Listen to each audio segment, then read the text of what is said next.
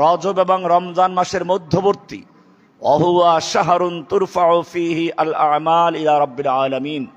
এটা হচ্ছে এমন একটি মাস যেই মাসে মানুষের আমলগুলো আল্লাহর দরবারে পৌঁছানো হয়। ফাউহিব্বু আন ইউরফা আমালি ওয়া আনা সাইম। আল্লাহর রাসূল সাল্লাল্লাহু আলাইহি ওয়াসাল্লাম বলছেন, আমি চাই আমার আমলগুলো আল্লাহর দরবারে এমন অবস্থায় উঠুক যে অবস্থায় আমি সাইম, রোজাদার আছি। হাদিসটা 2357 নম্বর হাদিস, নাসাই শরীফের। মুহাদ্দিসিন ইকরাম এটাকে সহিহ বলে আখ্যায়িত করেছেন। সুতরাং এই মাস এমন একটি মাস যেই মাস থেকে বেশিরভাগ লোকেরা তার মর্যাদা সম্পর্কে গাফেল। এ মাসে আল্লাহর দরবারে সারা বছরের আমলগুলো পৌঁছানো হয়। আল্লাহর রাসূল সাল্লাল্লাহু আলাইহি ওয়াসাল্লাম এই মাসে বেশিরভাগ রোজা রাখতেন। আয়েশা রাদিয়াল্লাহু তাআলা আনহা থেকে বর্ণিত, তিনি বলেন, মা রাআইতু রাসূলুল্লাহি সাল্লাল্লাহু আলাইহি ওয়াসাল্লাম ইস্তাকমালা সিয়ামা শাহরিন কত্তু ইল্লা রমাদান।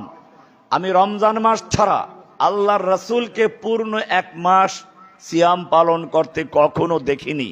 ওয়া মা রাআইতুহু ফি শাহরিন আকসারা সিয়ামান মিনহু ফি শাবান। আর শাবান মাসে যত বেশি রোজা রাখতেন, অন্য কোনো মাসে এত বেশি রোজা রাখতে দেখি নাই। রমজান মাসে পুরা মাস রাখতেন, শাবান মাসে অন্য মাসের তুলনায় সবচেয়ে বেশি রোজা রাখতেন।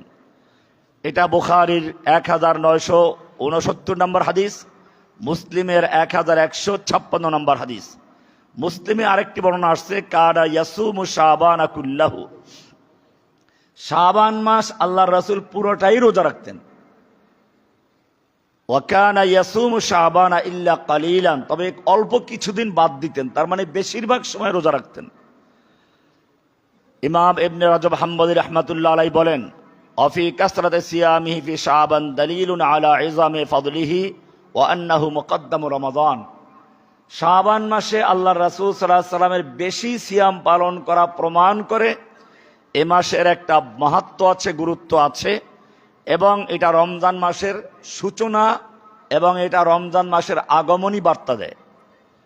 এ কারণে বাজ সালাফরা বলতেন, ওয়াকানু ইয়াকুলুনা রজব শাহরুজ জারঈ ওয়া শাবান শাহরুস সাকি ওয়া রমাদান শাহরুল হাসাদ। শাবান মাস হচ্ছে চাষাবাদ করার মাস, রজব হচ্ছে চাষ দেওয়ার মাস, আর শাবান হলো ফসল রোপণ করার মাস, আর রমজান হচ্ছে ফসল কর্তন করার মাস। এভাবে অনেকেই এ মাসের মূল্যায়ন করেছেন। রাসূল আকরাম সাল্লাল্লাহু আলাইহি ওয়াসাল্লাম ইরশাদ করেছেন, ইয়াত্তালিউল্লাহু ইলা খালকিহি লাইলাতান নিসফি মিন শাবান।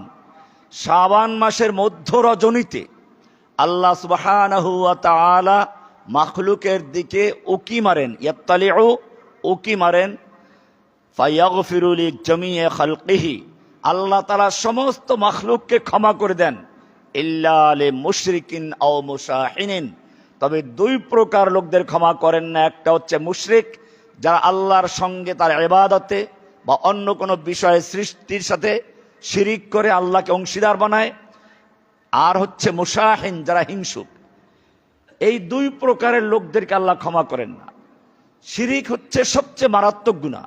এটা আমরা সবসময় বলি, কোরআনে এত গুরুত্ব দেওয়া হয়েছে। সূরা নিসা 48 নম্বর এবং 116 নম্বরে আল্লাহ বলছেন, ইন্নাল্লাহা লা ইয়াগফিরু আন ইউশরাকা বিহি ওয়া ইয়াগফিরু মা দুনা যালিকা লিমান ইয়াশা। আল্লাহ রাব্বুল আলামিন শিরকের গুনাহ ক্ষমা করেন না, এছাড়া যত গুনাহ তা যার বেলায় তিনি ইচ্ছে করেন ক্ষমা করে দেন। এটার অর্থ হচ্ছে এই, যদি কোনো ব্যক্তি শিরকের গুনাহ করে মারা যায়, তওবা করার সুযোগ পায় নাই, এটা আল্লাহ ক্ষমা করবেন না। এছাড়া অন্য কোনো গুনাহ যদি করে কেউ মারা যায়, তওবা করার সুযোগ নাও পায়, কিন্তু তার শিরক নেই, আল্লাহ তাআলা চাইলে নিজ গুনাহ ক্ষমা করে তাকে জান্নাত দিবেন। নতুবা শিরকের গুনাহ যদি আজকে তওবা করে, আল্লাহ ক্ষমা করবেন না? অবশ্যই করবেন। কাজে আয়াতের অর্থ হচ্ছে এই, অন্য অন্য গুনাহ নিয়ে যদি কেউ মারা যায় কিন্তু শিরক নেই, আল্লাহ চাইলে তওবা ছাড়া মারা গেলেও ক্ষমা করে দিতে পারেন।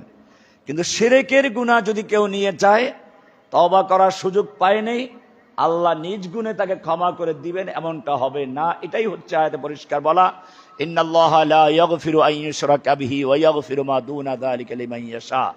কোরআনে আরো স্পষ্ট আয়াত আছে, আল্লাহ সুবহানাহু ওয়া তাআলা বলছেন, ইন্নাহু মান ইউশরিক বিল্লাহি, যেই ব্যক্তি আল্লাহর সঙ্গে শিরিক করলো, ফাকাদ হাররামাল্লাহু আলাইহিল জান্নাহ, আল্লাহ তাআলা তার জন্য জান্নাতকে হারাম করে দেন। ওয়া মাওয়াহুন নার, এবং তার ঠিকানা হচ্ছে জাহান্নাম, আগুন। ওমা লিজ জালিমিনা মিন আনসার, এই জালিমদের জন্য কোনো সাহায্যকারী থাকবে না। এখানে তিনটা বাক্য। প্রথম বাক্যে আল্লাহ বললেন, ইন্নাহু মান ইউশরিক বিল্লাহি ফাকাদ হাররামাল্লাহু আলাইহিল জান্নাহ, যে ব্যক্তি আল্লাহর সঙ্গে শিরিক করে আল্লাহ তার জন্য জান্নাতকে হারাম করে দিয়েছেন। এখন কোন ভণ্ড পীরের মুরিদ মনে করতে পারে অসুবিধা নেই, আমরা তো মাঝখানে গিয়ে থাকবো, জান্নাতে না গেলে জাহান্নামেও যাব না, আরাফে থাকবো। আল্লাহ বলছেন না, ওয়াহুন নার, ওর ঠিকানা জাহান্নাম। এবারে চিন্তা করলো অসুবিধা নেই, আমার পিসা হুজুর আমাকে বের করে নিয়ে আসবেন।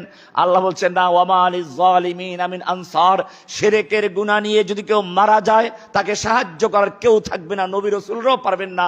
আল্লাহর নবী তার চাচা আবু তালেবকে এজন্যই বলেছিলেন, বলো লা ইলাহা ইল্লাল্লাহ, শিরক মুক্ত হয়ে মারা যাও, আমি সুপারিশ করার সুযোগ পাবো। শিরক নিয়ে মারা যাবে, কোন নবী রাসূল পর্যন্ত ক্ষমা করতে পারবেন না, সুপারিশ করতে পারবেন না। ইব্রাহিম আলাইহিস সালাম তার পিতার জন্য সুপারিশ করতে পারবেন না, নূহ আলাইহিস সালাম তার ছেলের জন্য সুপারিশ করতে পারবেন না, মুহাম্মদ সাল্লাল্লাহু আলাইহি সাল্লাম তার চাচা আবু তালেবের জন্য সুপারিশ করতে পারবেন না। এটাই কোরআনের পরিষ্কার আয়াত। এই জন্য সূরা লোকমানে বলা হয়েছে, ইন্নাশ শিরকা লাযুলমুন আযীম, শিরক হচ্ছে সবচেয়ে বড় জুলুম, এই জুলুমের কোনো ক্ষমা নাই। এই কারণে বলা হয়েছে শাবান মাসের নিসফে শাবানে আল্লাহ তাআলা আকাশের থেকে জমিনের দিকে উকি মারেন এবং সমস্ত মাখলুককে ক্ষমা করে দেন, কিন্তু দুই প্রকার লোকদের ক্ষমা করেন না, একটা হচ্ছে মুশরিক আর একটা হচ্ছে মুশাহিন। মুশাহিন মানে হচ্ছে হিংসুক। হিংসা এমন একটা গুনাহ, আপনি কোরআনের সূরা নিসার 32, 33 নম্বর, 31, 32 নম্বর আয়াত দেখবেন। এর আগে অনেকগুলো গুনাহে কাবিরার কথা আলোচনা করা হয়েছে। এরপরে আল্লাহ সুবহানাহু ওয়া তাআলা এই হিংসা এর সম্পর্কে আলোচনা করতে গিয়ে বলেছেন, খবরদার তোমরা পরস্পরে হিংসা করো না। কেন হিংসা করতে মানা করলেন? এর আগে শিরকের গুনার কথা আলোচনা আছে, পিতামাতার অবাধ্যের কথা আলোচনা আছে। এরকম ভাবে অনেকগুলো বিষয় আলোচনা করার পরে আল্লাহ সুবহানাহু ওয়া তাআলা সাবধান করেছেন হিংসা থেকে।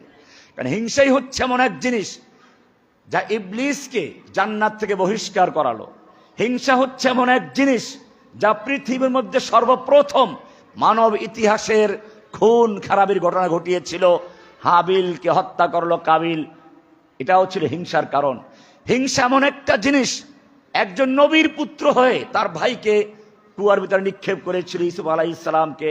হিংসার কারণে আল্লাহ সুবহানাহু ওয়া তাআলার যে গজবগুলো নাজিল হয়, জন্য দেখা যায় বড় বড় গুনাহগুলো আলোচনা করার পরে আল্লাহ সুবহানাহু ওয়া তাআলা সাবধান করেছেন হিংসা সম্পর্কে। এজন্য বলা হয়েছে শাবান মাসের মধ্য রজনীতে, যেটাকে আমরা শবে বরাত বলি, এ রাতে ইবাদত করার ফজিলত আছে।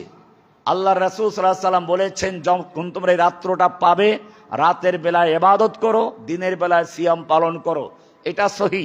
বাকি এরপরে যা করা হয়, এ রাত্রে হালুয়া রুটি খাওয়া, আর কি শানদার বয়ান দেয়। এই রাত্রে হালুয়া রুটি কেন খাই? আল্লাহর রাসূলের দান্দান শহীদ হয়ে গিয়েছিল, শক্ত রুটি খেতে পারেন নাই, মাংস খেতে পারেন নাই, হালুয়া রুটি খেয়েছিলেন।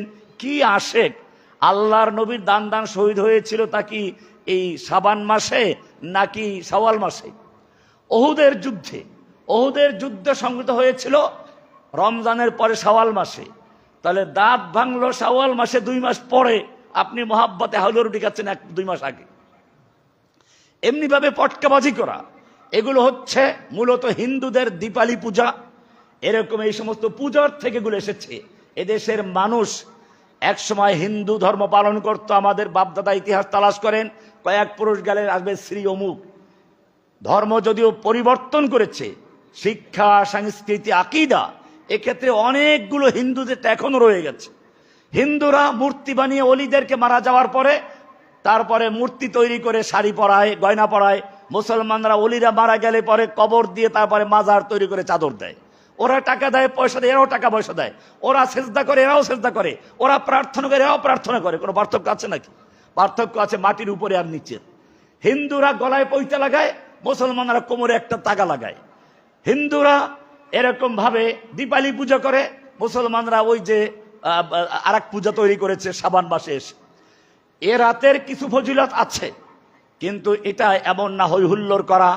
আল্লাহ নবী সাল্লাল্লাহু আলাইহি ওয়াসাল্লাম সম্পর্কে বলা হয় কবরস্থানে গেছেন, তিনি যে গেছেন আয়েশা রাদিয়াল্লাহু তাআলা আনহা টের পান নাই, ওই হাদিসই আছে। তিনি মনে করলেন মেয়ে লোকরা যেটা ভাবে অনেক স্ত্রী থাকলে হয়তো অন্য কোনো স্ত্রী ঘরে চলে গেছেন কিনা, এজন্য তিনি কয়েক স্ত্রী ঘরে দেখলেন নাই। পরে দেখলেন কবরস্থান থেকে আল্লাহ রসুল আগমন করতেছেন, উনি দৌড়ে চলে গেছেন, গিয়ে শুয়ে পড়ছেন, শ্বাস গরম। আল্লাহ রসুল সাল্লাল্লাহু আলাইহি ওয়াসাল্লাম বলেন, ব্যাপার কি? কিছু না, আমার সামনে যে দৌড়াচ্ছিল একটা ছায়ার মতো, ওটাই তো তুমি নাকি? বলে, ইয়া রাসূলুল্লাহ ক্ষমা করবেন, আমি এইটা মনে করেছিলাম। আল্লাহ রাসূল সাল্লাল্লাহু আলাইহি ওয়াসাল্লাম বললেন, তুমি কি করে মনে করলে আল্লাহ এবং আল্লাহর রাসূল তোমার জুলুম করবেন? মানে তোমার ভাগের রাতে অন্য জনে জাগো, এই কল্পনা করলে কি করে? এই হাদিস থেকে বোঝা যায় এই হাদিস এমনি সহি না। তারপরেও যদি আমরা মেনে নেই সহি, তারপরেও যদি মেনে নেই তর্কের খাতিরে, তাহলে সেটাও আল্লাহ রাসূল গিয়েছেন গোপনে, হই হুল্লোড় করে না। এখন দেখা যায় কবরস্থানে দল বেঁধে যাওয়া, ওখানে একটা মাদ্রাসা কায়েম করে দেয়, ইমাম সাহেব যান, কুল হুয়াল্লাহ পড়ান। এরপরে কি মনে হয় কুল হুয়াল্লাহ মসজিদে পড়বেন, আপনারা সূরা কেরাত মুখস্থ পড়বেন, জানাজার নামাজে দাঁড়াইয়া তারপরে জানাজার নিয়াত শিখানো লাগে, সূরা কেরাত শিখানো লাগে, এরপরে গন্ডগোল লাগে সূরা ফাতিহা পড়বে কি পড়বে না নিয়ে। দেখেন না কি গন্ডগোলটা লাগলো। এগুলো ভিন্ন মাসআলা। এজন্য এই মাসলা মাসাইলগুলো মুসলিমদের এমনি শিখতে হবে। এজন্য বলেছি এই আয়া হাদিসে, এটা ইবনে মাজার 1390 নম্বর হাদিস, আলবানিও এটাকে সহি বলে হাসান বলেছেন, মুহাদ্দিসিনে কিরাম এটাকে আমলযোগ্য বলেছেন। ইয়াত্তালিউল্লাহু ইলা খালকিহি লাইলাতান নিসফি মিন শাবান, শাবান মাসের অর্ধ রজনীতে আল্লাহ সুবহানাহু ওয়া তাআলা মানুষের দিকে, মাখলুকাতের দিকে উকি দেন, তাকান। কেমনে উকি দেন সেইটা আমি দেখাবো না, যে এরকম তাসবিহ দেওয়া জায়েজ না, এটা হারাম। আল্লাহ আল্লাহর মতো তাকান। এরপরে ফায়ুগফারু লিজামিই খালকিহি, সমস্ত মাখলুককে ক্ষমা করে দেওয়া হয়, ইল্লা লিমুশরিকিন আও মুশাহিনিন, তবে মুশরিক আর মুশাহিন ছাড়া। মুশরিক তো বললাম যারা শিরিক করে। আপনি মনে করুন বিয়ে করলেন, আপনার স্ত্রী আপনার সাথে কাল ঝগড়া করে কিন্তু আপনাকে ভালোবাসে, আপনি তাকে ছেড়ে দিবেন না। সন্তানকে পিটায়, আপনি তারপরও ক্ষমা করবেন, আপনাকে ভালোবাসে। থালা বাসন ভেঙে ফেলে, আপনি ক্ষমা করবেন, আপনাকে ভালোবাসে। কিন্তু একদিন গিয়ে দেখলেন মাশাআল্লাহ আপনার বিছানায় আর একটা পুরুষ শুয়ে আছে, আপনি বলেন এটা কে রে? বলে অসুবিধা কি, তোমার মতো আরেকজন, তোমাকেও ভালোবাসে, ওকেও ভালোবাসি। আপনি কি আজকে ক্ষমা করবেন? যে কোনো পুরুষরা মানবে না। আপনি একটা মেয়ে লোককে বিয়ে করেছেন, এতটুকুই তার উপর অধিকার আপনার। সে যদি আপনার সঙ্গে আরেকজনকে শিরিক করে, অংশীদার করে, আপনি বরদাস্ত করবেন না। যে আল্লাহ সুবহানাহু ওয়া তাআলা আপনাকে সৃষ্টি করেছেন, যে আল্লাহ রাব্বুল আলামিন আপনাকে নিজের হাতে সৃষ্টি করেছেন, অন্য অন্য মাখলুক সম্পর্কে বলেছেন কুন ফায়াকুন, আসমান জমিন সৃষ্টির ইচ্ছে করেছেন, কুন বলেছেন ফায়াকুন হয়ে গেছে। চন্দ্র সূর্য সৃষ্টির ইচ্ছে করেছেন, কুন বলেছেন ফায়াকুন হয়ে গেছে। কিন্তু মানুষের বেলা আল্লাহ বলছেন খলাকতু বিয়াদাইয়া, আমি নিজ হাতে সৃষ্টি করেছি। এই মানুষ যদি আল্লাহর সঙ্গে কাউকে শরীক করে, আল্লাহ বলছেন লা ইয়াগফিরু, শিরিক করলে তাকে আর ক্ষমা নাই। অন্য যত গুনাহ করো, ওয়াগফিরু মা দুনা যালিকা লিমান ইয়াশা, শিরিক ছাড়া তুমি যত গুনাহ করো আমার কাছে আসো, আমি ক্ষমা করে তোমাকে জান্নাত দিব। শিরিক নিয়ে আসবে, তোমাকে ক্ষমা করব না। আল্লাহ রাব্বুল আলামিন কোরআনে 18 জন নবীর নাম উল্লেখ করেছেন।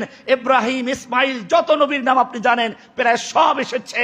সব নবীর নাম উল্লেখ করে আল্লাহ বলছেন ওয়ালাউ আশরাকু, এই নবীরা যদি আল্লাহর সঙ্গে শিরিক করতেন লাহাবিতা আনহুম মা কানু ইয়ামালুন, তাদের জীবনের যত নামাজ, রোজা, হজ, যাকাত, তাসবিহ, তাহলিল, জিহাদ, কিতাল, দাওয়াত, যত ইবাদত করেছেন সবগুলো বরবাদ হয়ে যেত। এরপরে আমাদের নবীকেও ছাড়েন নেই। আল্লাহ বলছেন লাইন আশরাকতা, হে নবী আপনি যদি আল্লাহর সাথে শিরিক করতেন, লাইন আশরাকতা, তুমি যদি আল্লাহর সঙ্গে শিরিক করতে, লাহাবিতা লাইহবাতান্না আমালুকা, তোমার আমলগুলো ধ্বংস হয়ে যেত। তোমার যত ত্যাগ, কোরবানি, হিজরত, তোমার নির্যাতন, জুলুম সহ্য করা, এরপরে জিহাদ কিতাল করা, দান শহীদ করা, তায়েফে মার খাওয়া, তোমার যত নেক আমল আছে, লাহাবিতা লাইহবাতান্না আনকা আমালুকা, তোমার আমলগুলো বরবাদ হয়ে যেত। ওয়ালা তাকুনান্না মিনাল খাসিরিন। এ কারণেই এই রমজান মাসের প্রস্তুতির জন্য আমাদের প্রথম কাজ হচ্ছে পরিচ্ছন্ন হওয়া, কলবটাকে পরিচ্ছন্ন করা। আমি প্রায় বলে থাকি, যেই কোনো ইবাদত আল্লাহর কাছে গ্রহণযোগ্য হওয়ার জন্য দুইটা শর্ত। এক নাম্বার শর্ত হচ্ছে আমা উমিরু ইল্লা লিয়াবুদুল্লাহ মুখলিসিনা লাহুদ্দিন, অন্তরটাকে খালেস করা, পিওর করা। এই কথা না বলা, আমি ইখলাসের সঙ্গে এই কাজটা করেছি। ইখলাসের সঙ্গে করলে আল্লাহ মনের খবর জানেন, তোমার বলার কোনো প্রয়োজন নেই। যখন তুমি প্রকাশ করলে ইখলাসের সঙ্গে আমি আল্লাহর জন্য, প্রকাশ করা মানে তোমার ইখলাসটাকে আরো ইখলাস করতে হবে। আমি এটা সবসময় বলি যে লা ইলাহা ইল্লাল্লাহর মানেটাই হচ্ছে খালেস করা, পিওর করা। একটা কাপে যদি আপনি নতুন করে চা ঢালতে চান, ভরা আছে, খালি করতে হয়। লা ইলাহার মানে তোমার কলবের কাপ খালি করো, ইল্লাল্লাহ মানে নতুন করে পূরণ করো। লা ইলাহার মানে হচ্ছে পুরাতন বিল্ডিং এ রং করতে গেলে যেমন ঘষে মুছে ধুয়ে মুছে পরিষ্কার করে, ইল্লাল্লাহ মানে নতুন করে রং করো, তোমার কলবটাও পরিষ্কার করো। যত গায়রুল্লাহ আছে সব কিছু থেকে পরিষ্কার করে একমাত্র বসাবো কার জন্য? শুধু মসজিদে না, বাইরেও। লা ইলাহার মানে হচ্ছে লা ইলাহা, কোন ইলাহা নেই, কারো দাসত্ব করি না, কারো গোলামি করি না। ইল্লাল্লাহ মানে গোলামি করি কার? এই লোকটাই যখন মসজিদ থেকে বের হয়ে গেল, মহল্লায় গেল, এখন যে বিচার ফয়সালা হয় এটা কি আল্লাহর হুকুম দিয়ে হয় না মানুষের তৈরি করা আইন দিয়ে হয়? তাহলে ওই মহল্লার চেয়ারম্যান মেম্বার আপনার মাবুদ হয়ে বসে আছে, আপনি তার হুকুম পালন করেন। আপনি আদালতে গেলেন, আল্লাহর হুকুম সেখানে চলে না, আপনি বলেন লা ইলাহা ইল্লাল্লাহ, আল্লাহ ছাড়া কারো গোলামি করি না।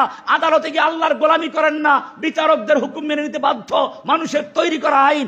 আপনার মাবুদ আল্লাহ নন, ওখানে মাবুদ বসে আছে বিচারকরা।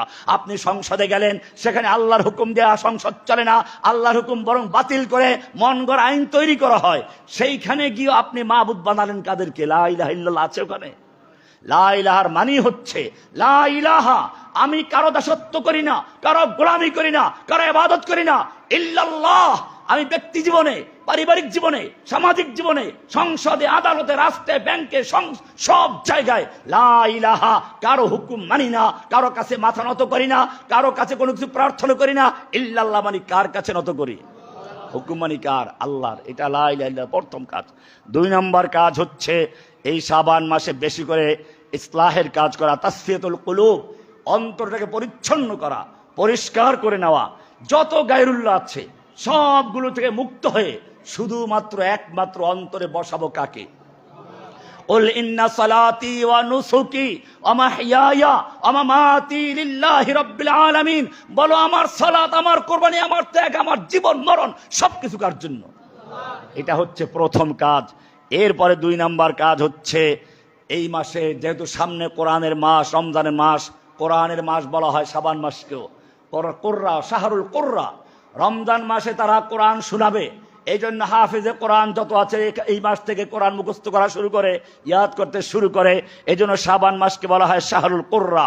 এই মাসেই আল্লাহ সুবহানাহু ওয়া তাআলা হুকুম করেছেন বেশি বেশি ইবাদত করার জন্য। আল্লাহর রাসূল সিয়াম পালন করতেন। গত জুমে আমরা আলোচনা করেছি যে মেরাজে আল্লাহ রাব্বুল আলামিন সবচেয়ে গুরুত্বপূর্ণ যে ইবাদত দিয়েছেন তা ছিল সালাত।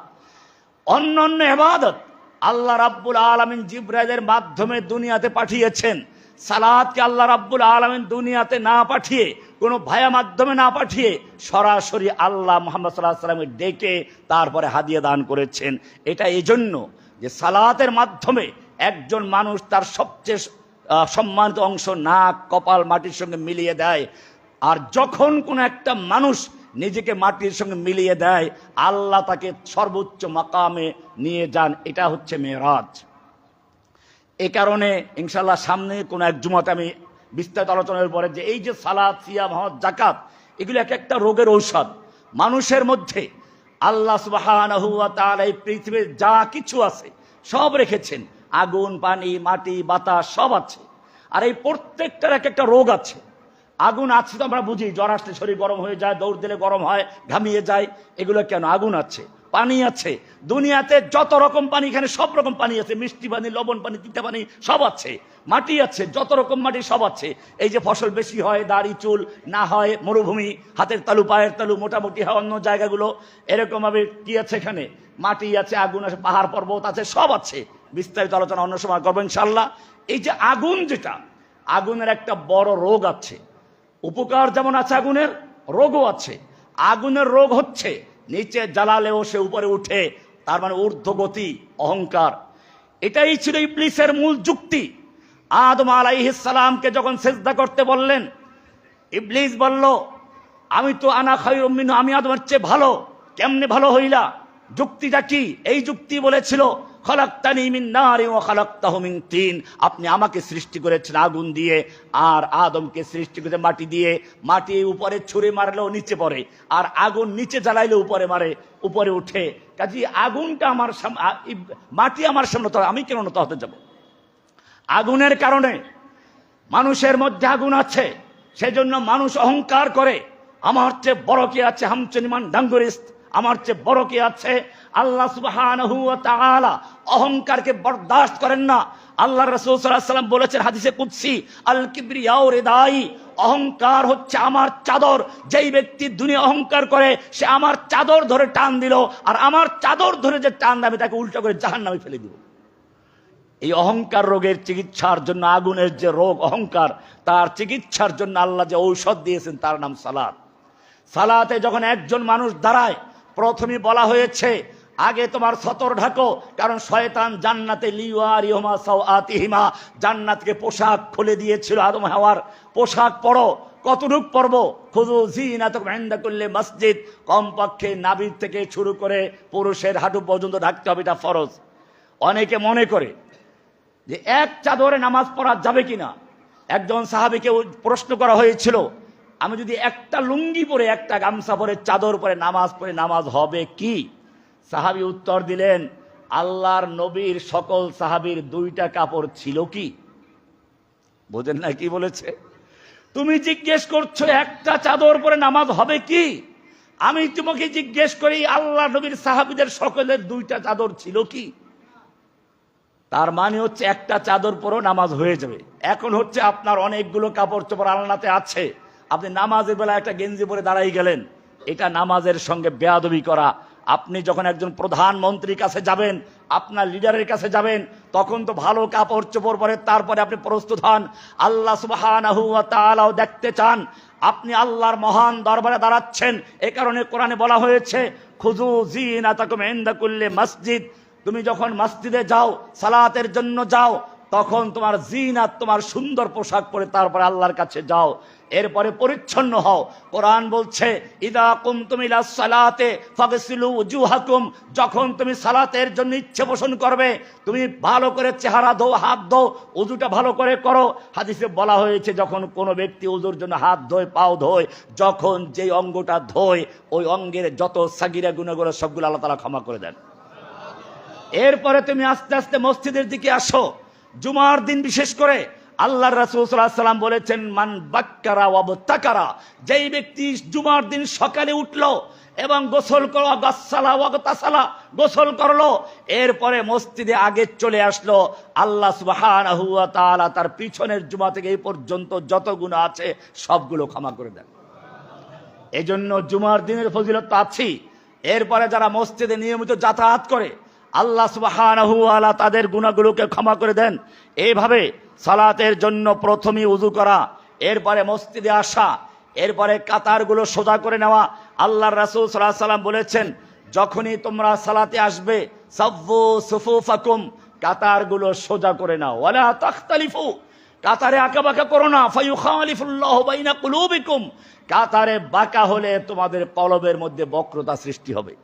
এতে বোঝা যায় এই নামাজ শুধু একটা ইবাদত না, এই নামাজ হচ্ছে সমাজে ঐক্য তৈরি করা, মানুষের অন্তরে মহাব্বত তৈরি করা। যখন একটা লোক কাতারে একজনা পাশে আরেকজন দাঁড়ায়, আমির গরিব ভেদাভেদ থাকে না। কি সুন্দর করে ইকবাল বলেছেন, আগে আইনে লড়াই মে আগার ওয়াক্তে নামাজ কিবলা রু হো কে জমি বুস হোয়ে কওম হিজাজ, এক হি সফ মে খড়ে হো গয়ে মাহমুদ আয়াজ, না কোই বান্দা রাহা আর না কোই বান্দা নওয়াজ।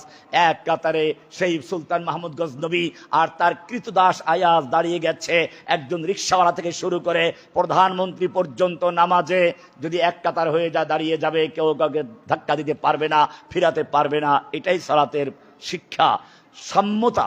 ইসলাম শিক্ষা দিয়েছে। 5 ওয়াক্ত নামাজে 5 বার পাশাপাশি দাঁড়াচ্ছে, এইভাবে মানুষের মনের মধ্যে মোহাব্বত তৈরি করে দেন কে? এই কারণে সালাত নামাজ হচ্ছে এমন একটি ইবাদত, এই যে তাওহীদ, প্রথম যে কথা বললাম, তাওহীদের পরে, ইমানের পরে সবচেয়ে গুরুত্বপূর্ণ যে ইবাদত তার নাম হচ্ছে সালাত। কোরআনের সূরা তাহা 20 নম্বর সূরার 14 নম্বর আল্লাহ বলছেন, ইন্নানি আনাল্লাহ লা ইলাহা ইল্লা আনা ফা'বুদনি, নিশ্চয় আমি তোমাদের একমাত্র আল্লাহ, ফা'বুদনি, আমারই ইবাদত করবে, গোলামি করবে, দাসত্ব করবে সব ক্ষেত্রে। ফা'বুদনি ওয়া আকিমিস সালাতা লিযিকরি, আমার জিকির, আমার শরণার্থে সালাত কায়েম করো। তাওহীদের সঙ্গে সালাতের আলোচনা। এরপরে করেন আল্লাহ সুবহানাহু ওয়া তাআলা আরেক জায়গায় বলেছেন, সূরা বাইয়িনা 98 নম্বর সূরা 5 নম্বর আয়াত, ওয়ামা উমিরু ইল্লা লিয়াবুদুল্লাহ মুখলিসিনা লাহুদ্দিন, আল্লাহ বলছেন তাদেরকে আদেশ করা হয়েছে যে কোনো ইবাদত দিনটাকে পুরা আল্লাহর জন্য খালেস করে নেওয়া, পিওর করে নেওয়া, হুনাফা, একেবারে একনিষ্ঠ করে নেওয়া, ওয়া ইউকিমুস সালাতা ওয়া ইউতুজ যাকাতা, এরপরে সালাত কায়েম করবে, যাকাত দিবে। এখানে পরিষ্কার করে দিলেন, প্রথমে ইখলাস তাওহীদ পরিষ্কার করা, এরপরে দ্বিতীয় নাম্বার আসলো কি? সালাতের কথা। এটা গুরুত্বপূর্ণ। এমনি দিন আপনাকে পুরনরাই মেনে দেবো, আলা লাহুদ্দিনুল খালিস, মুখলিসিন লাহুদ্দিন, দিনকে খালেস করা। এমন না দিনের আপনি কিছু মানবেন কিছু মানবেন না। আপনি যদি আপনার বাড়িতে কোনো মেহমান আসে, অর্ধেকটা আপনার দরজার ভিতরে ঢুকেছে, অর্ধেকটা বাইরে, আপনি কি বলবেন? এই বেটা বেঢঙ্গা, হয়তো পুরো ঢুকবি, বের হ। অর্ধেক ভিতর অর্ধেক বাইরে আপনি বরদাস্ত করবেন না। আপনার ঘরে প্রবেশ করার ক্ষেত্রে যদি আপনি অর্ধেক ঢুকে অর্ধেক বাইরে বরদাস্ত না করেন, আল্লাহ রাব্বুল আলামিন তার দিনের ভিতরের দিকে অর্ধেক প্রবেশ করে অর্ধেক বাইরে থাকে। আল্লাহ বলছেন না, উদখুলু ফিস সিলমি কাফা, ইসলামে পরিপূর্ণ প্রবেশ করো, ওয়ালা তাত্তাবিউ খুতুওয়াতিশ শাইতান, শয়তানের পদাঙ্ক অনুসরণ করো না। আমরা করি কি? মতের সঙ্গে যেটা মিলে ওইটা মানি, মিলে না ওটা মানবো না। আপনি দেখবেন আপনার ধরেন সচিবালয়, মন্ত্রণালয়, হিন্দু আছে, মুসলমান আছে, মুসলমান কর্মকর্তা যতই বেনামাজি হোক, সে কি শুকরের গোশত খায়? শুকরের গোশত খায় না। কারণ কি? শুকর ইসলাম ধর্মে হারাম, সে ধর্ম পালন করে শুকর খাচ্ছে না। ওখানে হিন্দু কর্মকর্তা আছে, সে গরুর গোশত খায় না, কারণ গরু তার ধর্মে কি? হারাম। তার ধর্মীয় কারণে হিন্দু গরু খাচ্ছে না, ধর্মীয় কারণে মুসলমান অফিসার শুকরের মাংস খাচ্ছে না, কিন্তু ঘুষের টাকা দিলে ঠিক দুইজনে ভাগ করেই খায়। কেন? সুদ যে আল্লাহ হারাম করেছেন, ঘুষ যে আল্লাহ হারাম করেছেন, ওই আল্লাহই তো তোমার জন্য শুকরের মাংস হারাম করেছেন। শুকুর খাইলে না আল্লাহকে ভয় করে, আল্লাহর হুকুম পালন করে, আর ঘুষের টাকা ঠিকই নিলে টেবিলে নিজ দিয়ে কেউ না দেখে, এটা আল্লাহর সাথে প্রতারণা করা। এটাই বলেছেন, ইয়া আইয়ুহাল্লাযীনা আমানু, হে ঈমানদারগণ, উদখুলু ফিস সিলমি কাফা, ইসলামে প্রবেশ করলে ভালো করে প্রবেশ করো, পরিপূর্ণ প্রবেশ করো। মতের সঙ্গে যেটা মিলে, যেখানে স্বার্থ আছে ওইটা পালন করবে না, যেখানে স্বার্থ কম সেটা পালন করবে। এই সমস্ত ভণ্ডামি বাদ দাও, ওয়ালা তাত্তাবিউ খুতুওয়াতিশ শাইতান। এই কারণে আল্লাহ সুবহানাহু ওয়া তাআলা প্রথম বলেছেন মুখলিসিনা লাহুদ্দিন, দিনটাকে খালেস করো, পিওর করো, সব জায়গায় আল্লাহর পরিপূর্ণ হুকুম মেনে নাও। মসজিদে আল্লাহ একজন, বাইরে অন্যরা আল্লাহ বসে আছে, এটা তো হচ্ছে সেই জাহিলি যুগের প্রতারণা। এটাই ইউসুফ আলাইহিস সালাম বলেছেন, আরবাবুম মুতাফাররিকুনা খায়রুন আমিল্লাহুল কাহ্হার। এটাই মুহাম্মদ সাল্লাল্লাহু আলাইহি ওয়াসাল্লাম বলেছেন, আজআলাল আলিহাতা ইলাহু ওয়াহিদা, আল্লাহর নবী যখন বললেন এক আল্লাহর ইবাদত করো, লা তাত্তাখিযু ইলাহাইন ইসনাইন, দুই আল্লাহ চলবে না, মসজিদের আল্লাহ একজন, বাইরে অন্যজন, সব চলবে না, ইন্নামা হুয়া ইলাহু ওয়াহিদ, সব ক্ষেত্রে আল্লাহ কয়জন? হুকুম চলবে কার? এটার নাম পিওর মুসলিম, এটার নাম ইসলাম। আর মনে চাইলো যতটুকু অতটুকু মানলাম, যেটা মনে চাইলো না মানলাম না, এটা কি ইসলাম হবে? আল্লাহ সুবহানাহু ওয়া তাআলা আরো বলেছেন সূরা বাকারা 2 নম্বর সূরার 43 নম্বর আয়াতে, ওয়াকিমুস সালাতা ওয়া আতুজ যাকাতা ওয়ারকাউ মা'আর রাকিঈন, জামাতে সালাত পড়ার কথা আছে এখানে। এরপরে আল্লাহ সুবহানাহু ওয়া তাআলা সালাতকে ফরজ করেছেন ওয়াক্তের সাথে সীমাবদ্ধ করে, নির্ধারিত টাইমে পড়তে হবে। আল্লাহ সুবহানাহু ওয়া তাআলা বলছেন সূরা নিসা 4 নম্বর সূরা 103 নম্বর আয়াত, ইন্নাস সালাতা কানাত আলাল মুমিনিনা কিতাবাম মাওকুতা, নিশ্চয়ই সালাতকে সময়ের সাথে আবদ্ধ করে ফরজ করা হয়েছে। সুতরাং সালাতকে বাদ দিয়ে দেরি করে পড়া, সময় যাওয়ার পরে পড়া, এটা মুমিনদের শান নয়। এই কারণে সূরা বাকারা 238 নম্বর আল্লাহ বলছেন, হাফিজু আলাস সালাওয়াতি ওয়াস সালাতিল উসতা, সব নামাজগুলোকে যথাযথভাবে সংরক্ষণ করবে, হেফাজত করবে, বিশেষ করে ওয়াস সালাতিল উসতা, মধ্যম সালাত কে নিয়ে মুহাদ্দিসিনদের অনেক মত আছে। কেউ বলেছেন জুমার সালাত, কেউ বলেছেন আসরের সালাত, কারণ আসরের সালাতটা অনেকের জন্য কঠিন হয়ে যায়, খেলাধুলা গন্ডগোলে থাকে। এমনি ভাবে আল্লাহ সুবহানাহু ওয়া তাআলা বলছেন, আস্তাঈনু বিস-সাবরি ওয়াস-সালাহ, তোমাদের বিভিন্ন প্রয়োজন হতে পারে, আমার কাছে চাইবে, চাওয়ার মাধ্যম হচ্ছে ইয়াকা না'বুদু ওয়া ইয়াকা নাস্তাঈন, সালাতের মাধ্যমে চাও। আস্তাঈনু বিস-সাবরি ওয়াস-সালাত, সবর এবং সালাতের মাধ্যমে প্রার্থনা করো।